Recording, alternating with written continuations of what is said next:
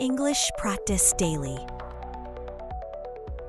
Hello, everyone, and welcome back to English Practice Daily, where learning English is easy, fun, and full of smiles. I'm Julia. Hello, Julia, and hello to all our wonderful listeners out there. It's fantastic to be back with you today. I've missed this. It is. How are you today, Jason? I'm fine, thank you. The sun is shining through the window. I'm drinking my coffee right here. And I feel happy. How about you? I'm very happy too.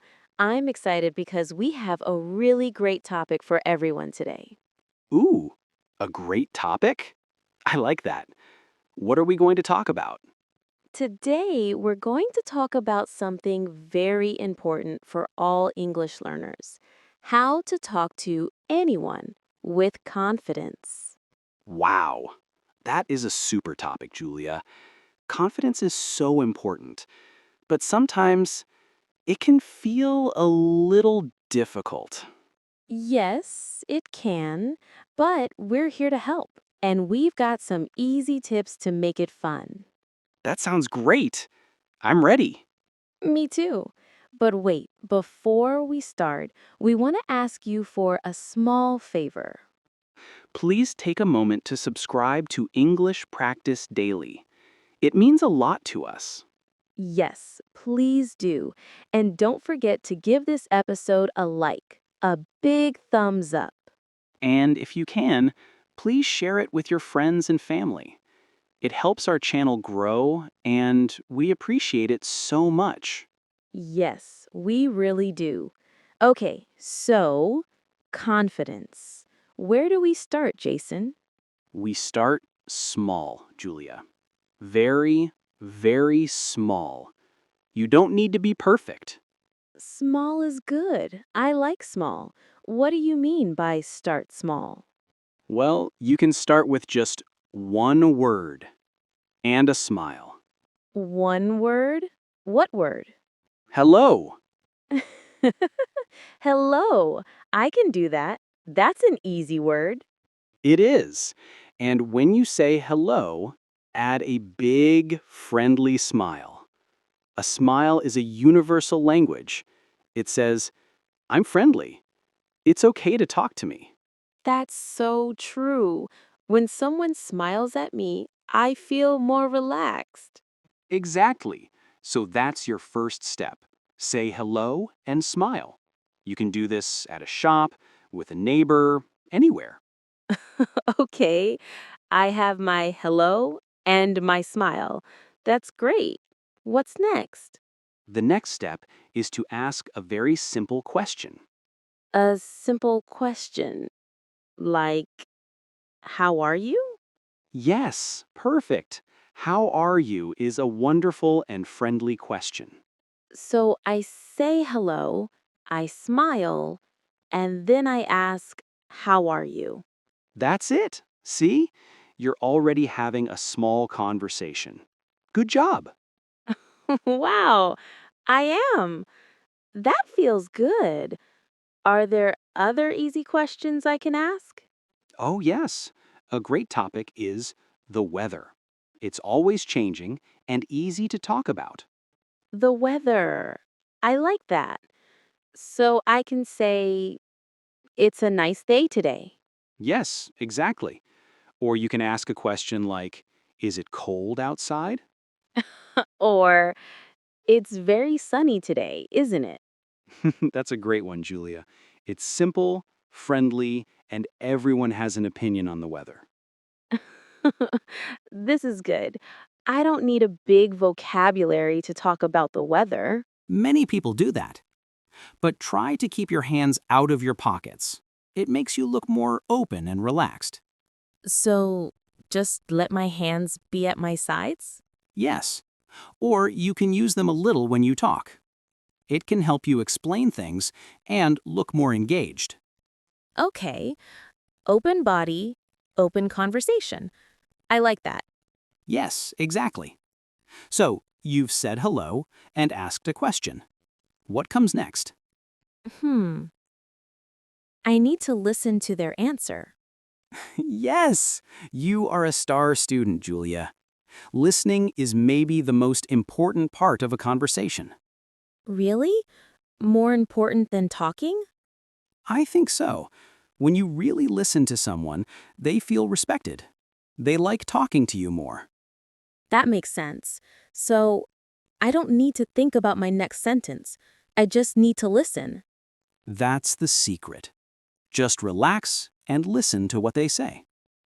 But Jason, what if I don't understand their words? That's a big worry for me. And it's a worry for many learners. But please, don't worry. It's completely okay if you don't understand. It is? I feel like I failed if I don't understand. No, not at all. Learning a language is a journey. It's okay to ask for help. What can I say? You can say, "I'm sorry, can you repeat that, please?" It's a very polite and useful phrase. I'm sorry. Can you repeat that, please? I should practice that one. Yes, or you can say, "Can you speak a little slower, please?"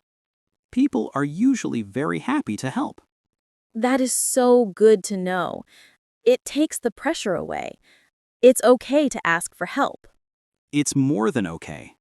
It shows you care about the conversation. This is all great, but I still feel a little nervous to try. Where is a good place to practice? You can practice in places with low pressure, very easy situations. Like talking to my dog? Your dog is a very good listener, I'm sure. But I was thinking about a coffee shop. A coffee shop. Tell me more. When you go to buy a coffee, you can practice. You can say hello to the person at the counter. Ah, and I can smile. Yes, and you can say, "One coffee, please." And when they give you the coffee, you can say, "Thank you. Have a good day." That's a full conversation, but it's very short and simple. I can do that. Of course you can. And every time you do it, your confidence will grow a little more. What's another good place? The supermarket is another one. When you're paying, you can smile and say hello to the cashier. Just a small, friendly moment. These are great ideas. Small, everyday moments are perfect for practice. No pressure. Exactly. Each small talk is a small victory for your confidence. I like that. A small victory. What if I want to be extra friendly? What else can I say? Ooh, you could give someone a compliment. A compliment? You mean say something nice? Yes, people love to receive a nice compliment. It makes them feel good. Hmm. What's a simple compliment I could say? It can be very simple, like, "I like your t-shirt," or "That's a very nice color on you." Hmm. I like your watch. Is that a good one? That's a perfect one. It's simple, friendly, and kind. And what do I do after they say thank you? You can just smile or say, "You're welcome." A smile is always a great response. The smile is my best friend in conversation. It really, really is. It solves so many problems. Um, Jason, I have another big worry. Mistakes. I'm so scared of making a grammar mistake. This is the number one fear for so many learners. But I want to tell you a secret. A secret? Yes, here it is. Mistakes are your friends. My friends? I don't think they're my friends. They're scary. No, listen. When you make a mistake, it means you're trying.